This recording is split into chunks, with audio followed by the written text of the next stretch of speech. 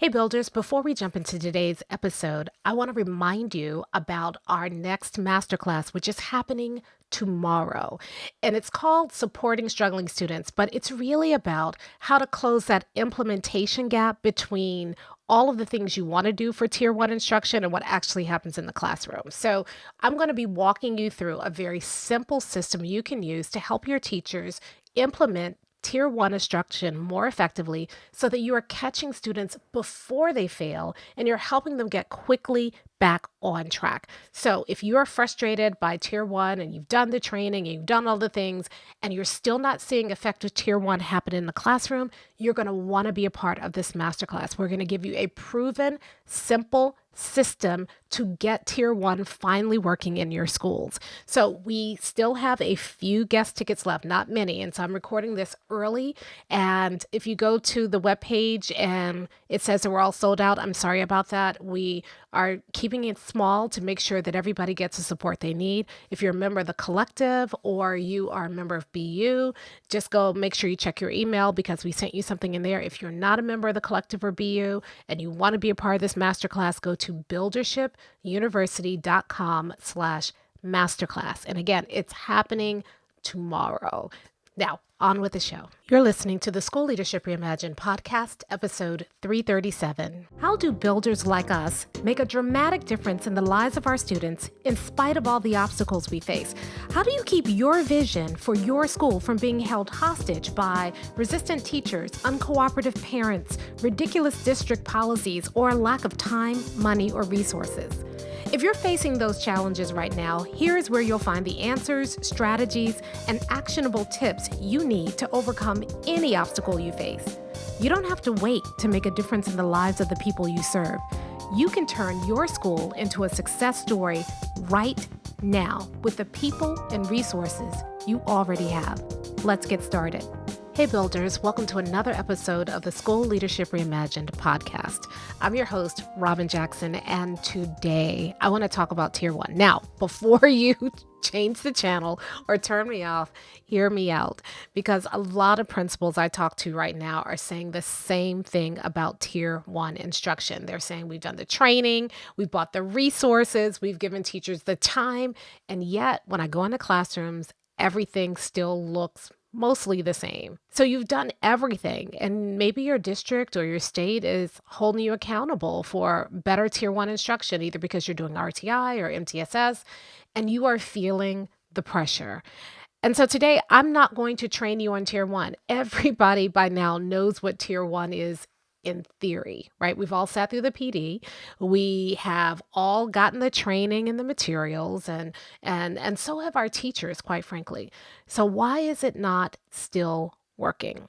Well, today I want to unravel some of that for you and help you understand why there's this implementation gap between knowing what tier one is and doing it effectively in schools. Because as we all know, if we don't get tier one right, tier two, tier three almost don't matter, right? So this is where the work happens. And today I want to talk to you about why it's not sticking. Because here's the thing, your teachers are not, for the most part, resisting tier one. I mean, they're not confused about what it means. In fact, many of your teachers believe in tier one, even though they might not call it that, they believe in that. They want to do that, right? So the problem isn't the knowledge around tier one. The problem is implementation. They don't know how to take the idea of tier one and apply it to their classrooms in real time with real students. And so that's what I want to dig in today. There are 3 hidden reasons why tier one is still not working in so many schools. And I want to show you how builders fix it. I want to show you some very simple things that you can do as a builder to overcome that implementation gap and make tier one work in your school. Because here's the thing, when tier one works, everything gets easier, right? Fewer kids need more intensive tier two support. You spend less time chasing interventions. You don't need the same amount of resources. Your teachers don't feel overworked or discouraged. And learning actually happens in the moment. So let's get it fixed. Let's figure out why tier one is not working. There are 3 hidden reasons that I believe tier one is not working, and let's figure out how to fix it. So the first reason that tier one isn't working in a lot of schools or not working as well as you want, even if you feel like you've got, some basics down pat, is that we are looking at the wrong data. Now, this one's going to get me in trouble, I know, but stay with me, right? Because I remember I was supporting a school that was really struggling with getting tier one off the ground, right? So they had done everything. This principal done everything that she was trained to do, right? So she had a tier, she did the tier one training. She made sure teachers understood. She started early so that they had she started at the end of the previous year. So they had the whole summer to go to trainings, to get supports, to get resources, to get their heads wrapped around tier one. Then she changed her master schedule so that she had data meetings, she had PLCs in place, they had charts, spreadsheets, color-coded binders, they bought computer programs that could track MTSS interventions. Everything was perfect, right? But when I asked teachers how they knew a student was struggling during instruction, they had a hard time answering that question. They had a ton of data, tons of data, but they just didn't know how that data could help them in the moment. Now, have you ever felt that way? Like, when you look at data, it almost feels like it's after the fact. And we are we are not in need of more data. We are drowning in data. We have all kinds of programs to help us with data. So the issue isn't that we need more data, but the issue is that it's hard to tell what is the right data. And that's really the first problem why so many tier one interventions don't work. We are so focused on data outside of the classroom that we are missing the critical data that is happening right in front of us, right? So there's a moment in the classroom where students, they go from being on the verge of struggling to actually struggling. And because we are looking at so much, benchmark data and after the fact data, we're missing the real-time data where we can intervene early and prevent struggling from happening in the first place, rather than waiting for kids to struggle, finding out about it 2 weeks later when we look at our pretty data charts, and then trying to intervene at that point, right? So tier one is different. Tier one data is not about data after the fact. It's about responsiveness in the moment, right? And when teachers don't know how to read those cues, they can't respond fast enough to prevent learning loss. So what the unlock is very simple, right? So we have to understand that the focus of tier one instruction is not to prevent all struggle, right? Students have to struggle to learn. The best learning comes from struggle, but it has to be the right kind of struggle. And the problem is when we try to teach teachers to be responsive, we're teaching teachers to respond to all struggle and treat all struggle equally. And all struggle is not equal. There is productive struggle where students are grappling with something, and with the right kind of scaffolds and support, that grappling leads to real, meaningful, valuable, deep learning.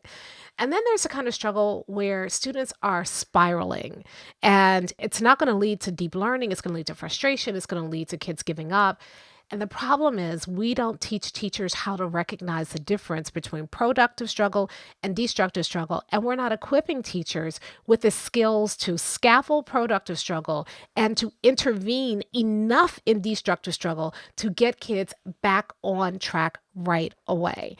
So the problem that we have with data is that it ignores that information that is happening in the classroom, where we're looking at, is this a sign of destructive struggle or productive struggle?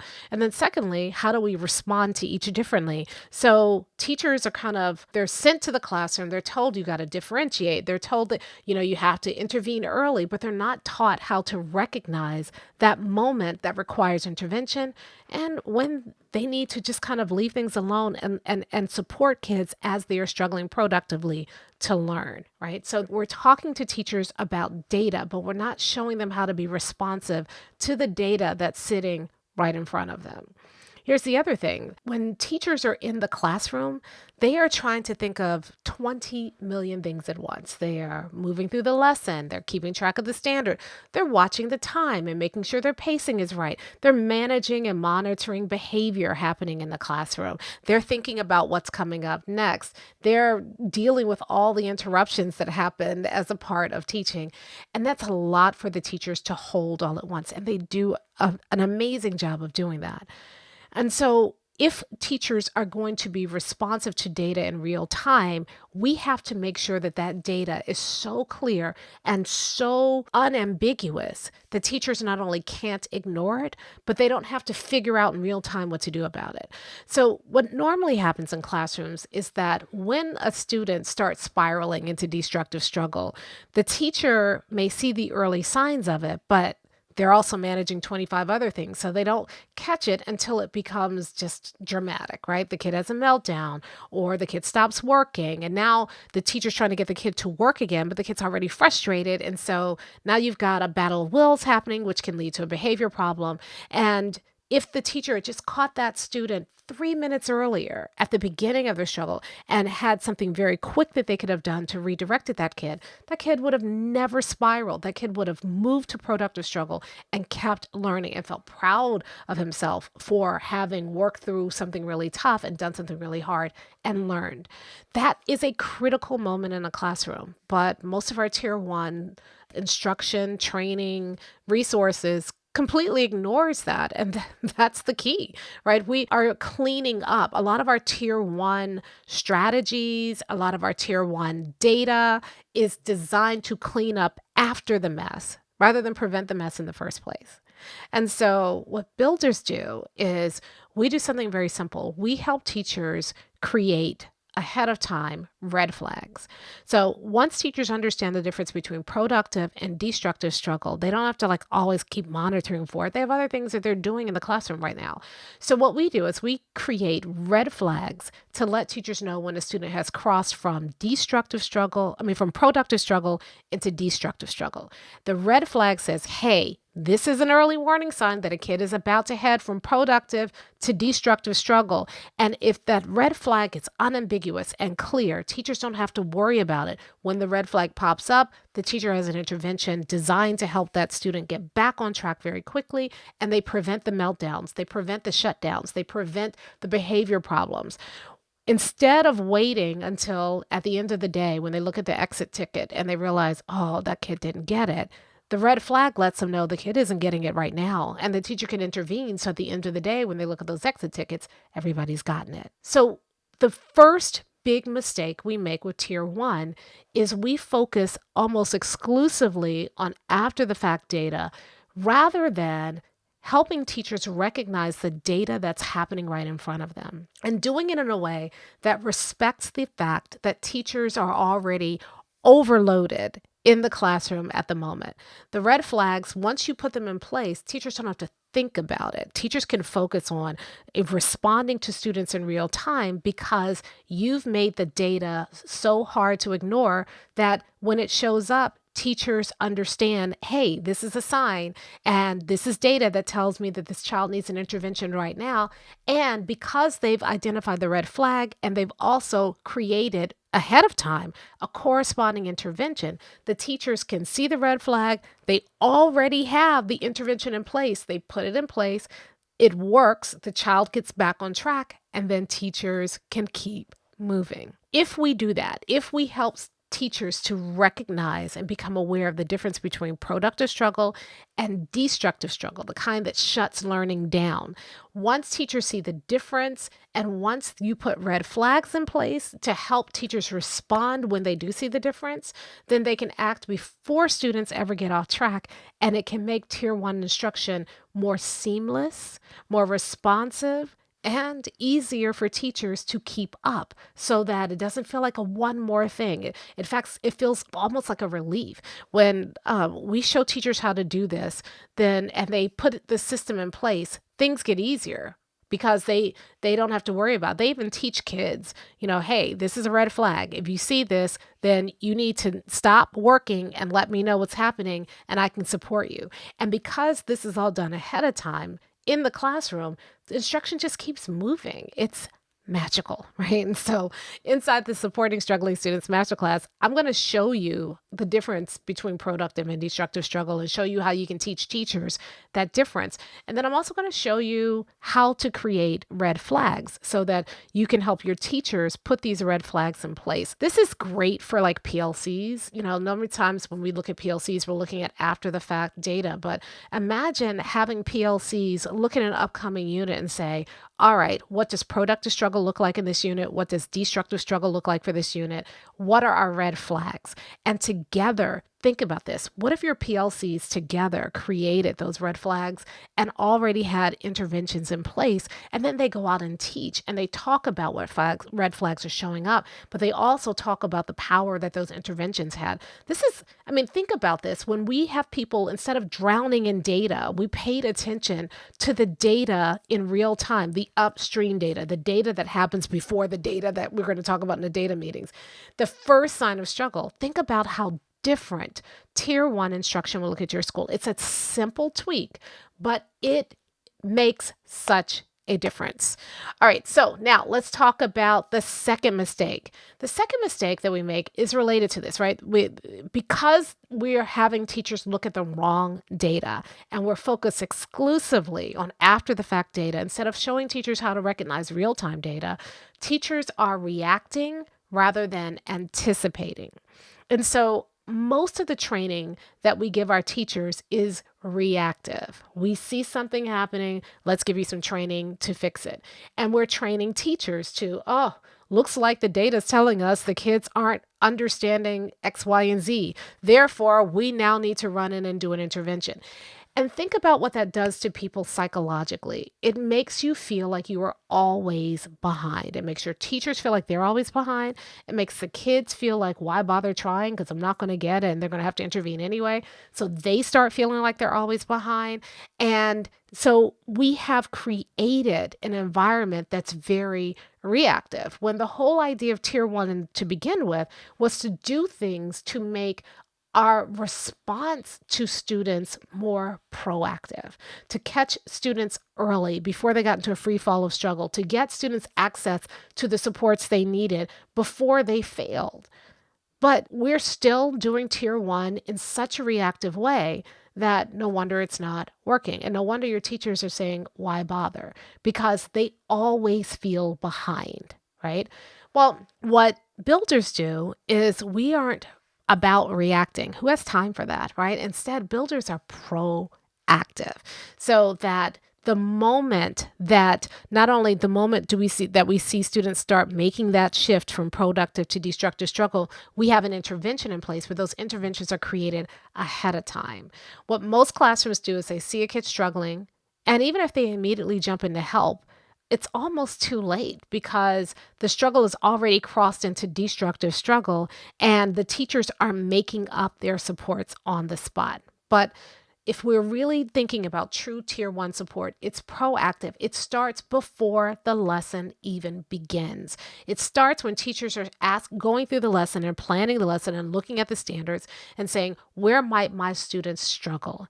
And they put supports and scaffolds in ahead of time. Right? And this is what separates a classroom that's constantly putting out fires and constantly intervening from a classroom that's quietly preventing the fires from happening to begin with, right? So what builders do is, rather than spending all of our time showing teachers how to react, here are some interventions you can use, and here's our data meeting, and look at what we're seeing, and now let's figure out how we're going to react to that. Instead, what builders do is we're saying, listen, if we know that there are friction points in an upcoming unit, let's prevent them to begin with. Let's not go and teach them the way we've always taught them and wait for kids to struggle and then here's a support. Let me go in and rush in and get it. No, why don't we figure out how to prevent struggle to begin with? How do we put supports in place? How do we use things like acceleration? How do we set students up for success? And for me, this is one of the critical differences between tier 1 instruction that works and tier 1 instruction that lags. Because when you help teachers anticipate confusion, when you help teachers do things to set kids up for success, it feels proactive. And from a psychological perspective, teachers are more interested in preventing struggle than waiting for it to happen, than having to clean it up afterwards. I mean, think about the difference in how you approach planning. If you are approaching planning to say, hey, you know what? I know the kids are going to struggle, and so here's how I'm going to have to clean up after it, versus approaching planning from the perspective of, hey, this is a spot where kids struggle. What can I do to prevent that struggle? What can I do to set them up for success? It's a totally different thing. I remember one time I was assistant principal, and I was observing a math classroom. This was a really good teacher. She was a veteran teacher. She'd been, in the classroom for a long time, and she'd given the kids homework. And I got there at the beginning of class, and she was going over the homework with the students. So she asked them to take the homework out, and then she went into the board and she says, now last night, I bet many of you did this. And the students started to groan because, of course, they had made a mistake or misunderstood something. And she said, and then probably some of you did this. And she went through 3 or 4 different places where kids had messed up the homework. And she's standing there and the kids are looking at her like, wow, she's so, she must be a sage. How did she know? And I'm sitting there thinking, if she knew kids were going to mess up that way, why didn't she set them up for success? Now, what she did, and the way and this is no shade to her, because this is how we train teachers to do it. What she did is then she went over all the mistakes with students, allowed them to correct those mistakes with her, and then turn in the homework. What if she had done that lesson a day before? What if she had said, hey, listen, you're going to have homework tonight, and here are 4 common mistakes that people make on their homework. And she went through and worked it through with them. And then the next day, when they did their homework, they could turn in their homework proudly because she'd prepared them and set them up to anticipate the mistakes that they were likely to make. So when they did homework, they could recognize and say, oh, she told us about this. And they could feel empowered that they had actually done a great job. Think about the difference that would have made for those students. She already knew where they were going to struggle. Instead of waiting for them to struggle and then fixing it and spending, half the class period fixing the mistakes that they made in their homework and hoping it would stick, she could have spent 10, 15 minutes anticipating the mistakes, preparing for them, showing them what to watch out for. When they did the homework, they could have done the homework, avoided the mistakes, turned in their homework. They could have spent 2, 3, 5 minutes talking about it, turned it in, and moved on to the next part of the lesson. And now our kids are confident and they've actually learned something. That's what builders do. Builders, the reason that your teachers are often not implementing Tier 1 effectively is because we are teaching them to wait for students to show them signs of failure before they react. What we do, where we spend most of the time as builders in Tier 1 instruction, is helping teachers anticipate where students might struggle and setting them up for success.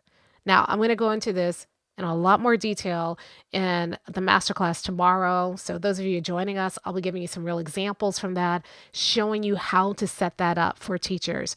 But for those of you who are listening, just remember this. If we just switched our orientation for Tier 1 from reaction to proaction, if we just switched our orientation from Tier 1 from firefighting to preventing fires, Tier 1 would work a lot better and more teachers would do it. One of the most powerful things you can possibly do is to shift from waiting to anticipating. And when you make that one shift, everything changes. And you see a lot more of the implementation of these Tier 1 strategies you want teachers to see when you focus teachers on the right thing. We are so dependent upon remediation or big, long, protracted interventions, when in reality, it's those small little things that you are doing during the lesson that catch kids quickly, or those small things that you do before the lesson even begins to set kids up for success that changes everything. We are spending all of our time and energy and money on pulling kids out or keeping kids after school or keeping them at lunch, when if you just made a couple of simple shifts, it could happen right there in the classroom.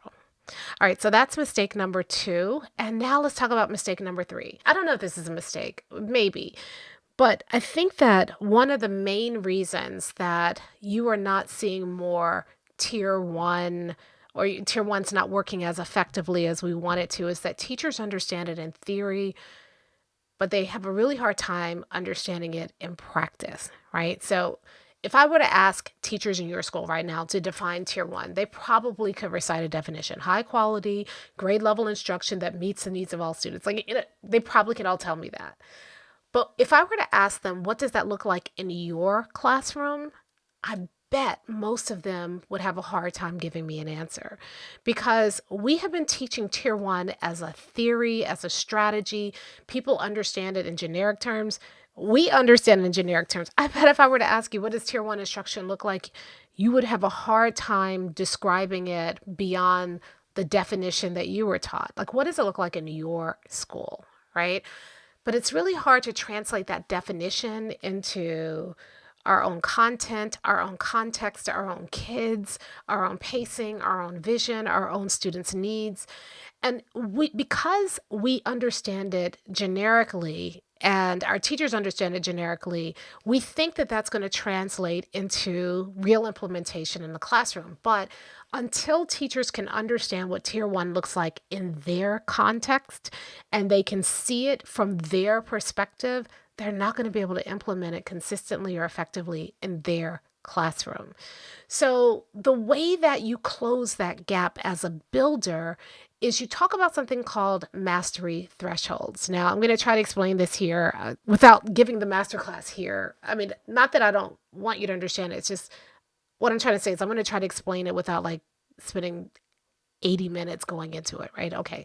So the idea of a mastery threshold is when we think about mastery, we think about the ceiling, but we never think about the floor. Where is the moment where a student crosses the threshold between understanding something and not understanding something and understanding something, not being able to apply a skill and being able to apply a skill, right? If we could understand that moment and be clear about it, when we look at the standards, we say, okay, now I understand the standard, but where's the threshold? If we could help teachers understand that, then we could help teachers, again, take that real-time data. They're always watching for when kids cross that threshold and understand when that happens, and also understand better how to get kids across the threshold. The idea of the mastery threshold is simply this. Most of us don't look at our curriculum for the exact moments when a kid has mastered something. We don't know, right? And so we create arbitrary numbers, right? What's the difference between proficient and not proficient?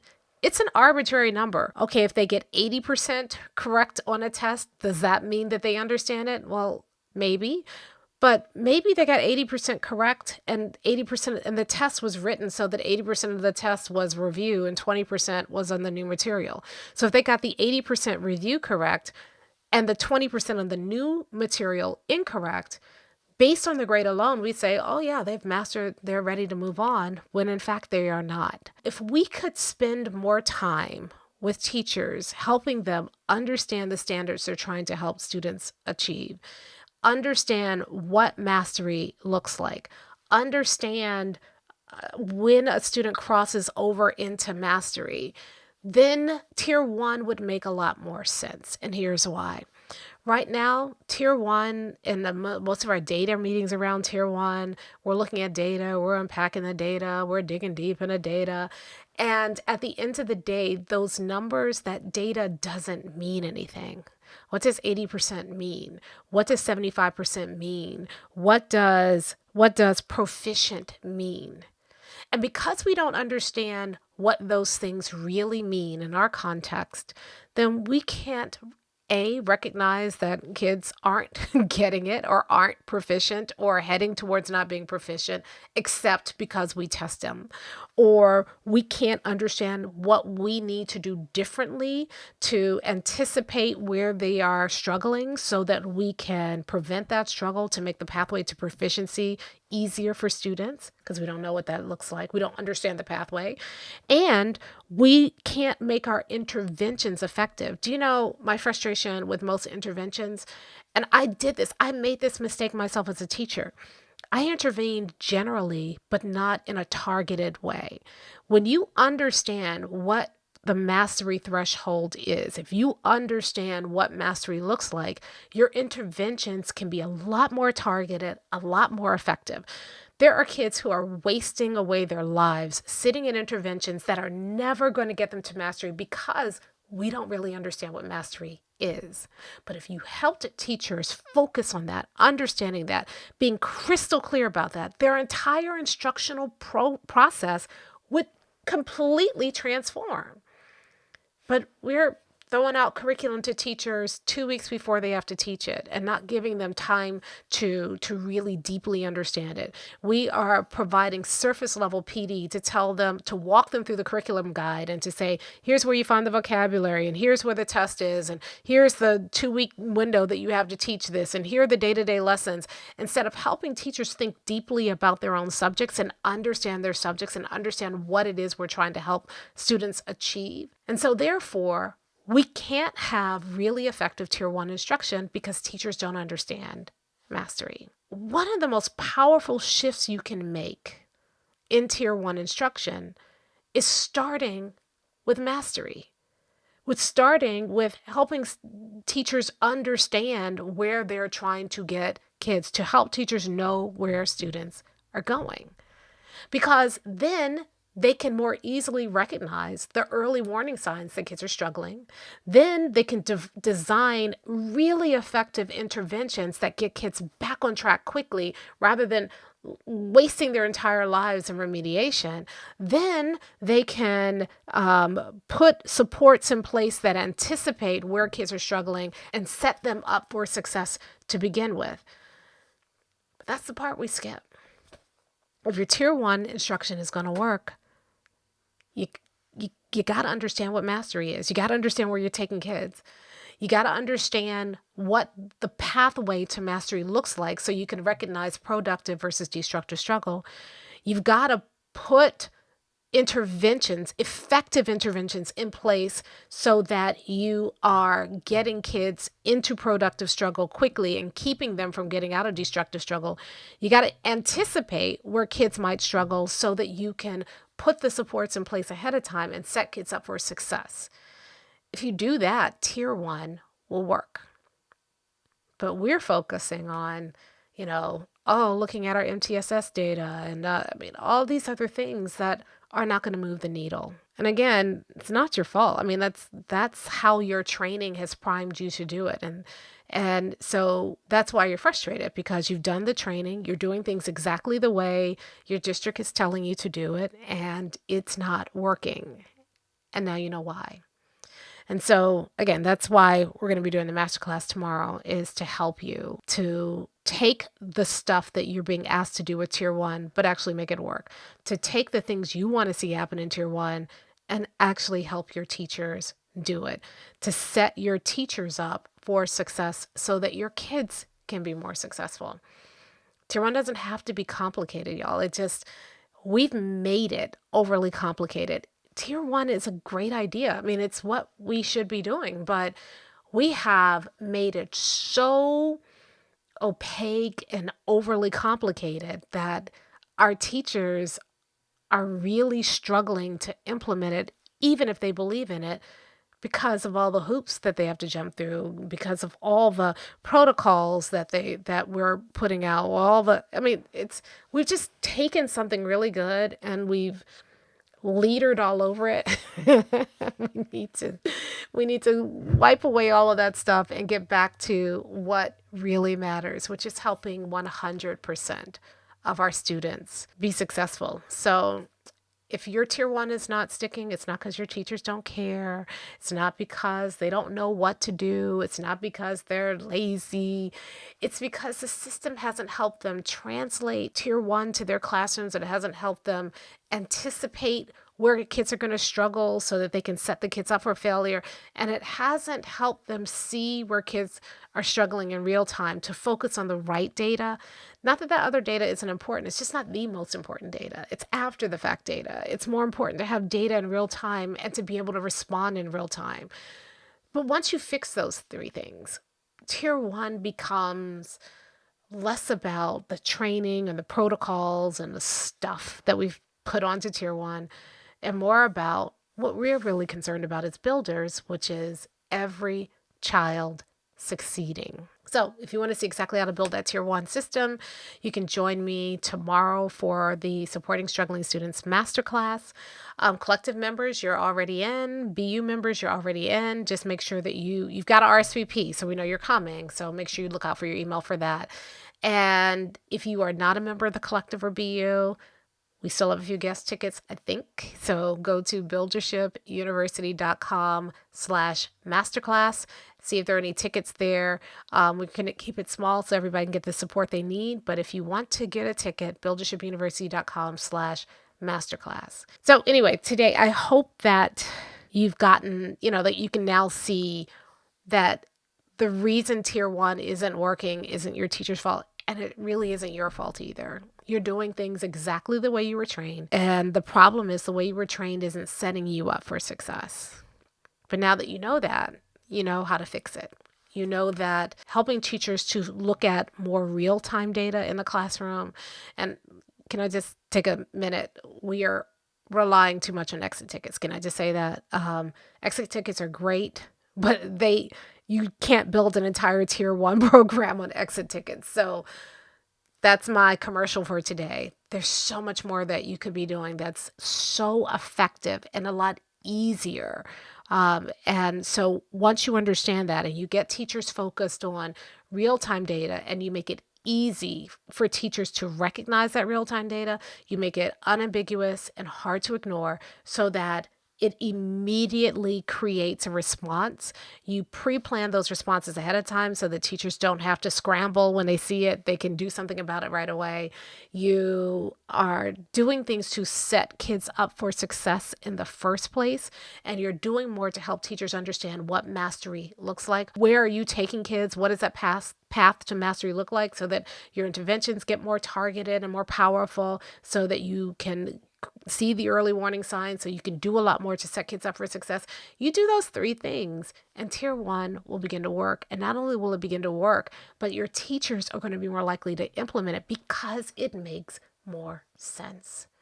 It's easy. When you put these things in place, tier one gets easy.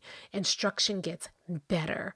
Your life gets better. So I want you to imagine this. I want you to imagine not the tier one nightmare that you are living, but I want you to imagine what tier one could look like for your school, right?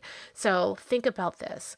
When you've got tier one working right, you walk into a PLC meeting and the teachers are planning an upcoming unit and they are identifying those mastery thresholds and they're saying, okay, where might kids be confused? And they're doing things, they're making plans to set kids up for success and they're sharing resources and creating in-time interventions that happen during instruction so that even if kids are starting to show signs of struggle, they can get them quickly back on track. And then you go into a data meeting and they're looking at data, but they're looking at how did our interventions work? What can we do to make them stronger? What kids are still struggling destructively? Who needs to be moved into some quick remediation to get them back on track? What is the focus of that remediation? What is the data telling us about what they might struggle with in the next unit? And then you go into a classroom. And in the classroom, you see kids working. And without even realizing it, you see a teacher that students are all working quietly. And without you even picking up on it, you see a teacher move to a student and say, hey, I want you to try this. I think this is going to help support you a little bit more, scaffold. And then she announces, hey, if anybody else, I have this thing here. Would anybody else like it? Yes, yes. You have kids raising their hands. Other kids are saying, no, I'm good. Leave me alone. Let me just work. And everybody is working. And you ask students what they're working on, and they tell you what they're working on, but they also tell you where they are in the work and how they're taking advantage of the tools their teacher is giving them. And they speak with confidence because they believe they're going to get it. They are anticipating. You go into another classroom and a teacher is starting a new unit and the teacher is doing a warm-up that is setting kids up by activating their background knowledge that they're going to need for the unit. And then you watch a teacher smoothly transition from the warm up to the actual lesson where students are saying, oh, I get it. Yes, now. And you see all these light bulbs going off in the classroom because a teacher designed it that way. And then after school, you're chatting with a teacher and a teacher's excited because a kid that's been struggling, it's finally getting it and they want to tell you about it. Or a student that they haven't been able to reach, who's operating 2 or 3 grade levels behind, has made a breakthrough. And the data is showing that that child is rapidly making up ground. And when you go back to your office at the end of the day and you open up your computer to take a look at the data, you see a lot less red and you see a lot more yellow and a lot more green. And when you go to your next principal's meeting, you're sitting around with the other principals and they're complaining about how it's the middle of the year and tier 1 instruction is they're still struggling with it. And you sit there kind of quietly on your hands because that is no longer your issue. That's what it looks like when you stop reacting in the way that you try to implement tier 1 and start being proactive and how you roll it out, how you support teachers. It's what happens when you stop focusing on after the fact data or after the fact remediations and start focusing on proactive real-time data and proactive preventions rather than interventions. In other words, this is what your school could look like if you implemented tier 1 instruction like a builder. I'll talk to you next time. Hey, if you're ready to get started being a builder right away, then I want to invite you to join us at Buildership University. It's our exclusive online community for builders just like you, where you'll be able to get the exact training that you need to turn your school into a success story right now with the people and resources you already have. Inside, you'll find our best online courses, live trainings with me, tons of resources, templates, and exemplars, and monthly live office hours with me where you can ask me anything and get my help on whatever challenge you're facing right now. If you're tired of hitting obstacle after obstacle and you're sick of tiny little incremental gains each year, if you're ready to make a dramatic difference in your school right now, then you need to join Buildership University. Just go to buildershipuniversity.com and get started writing your school success story today.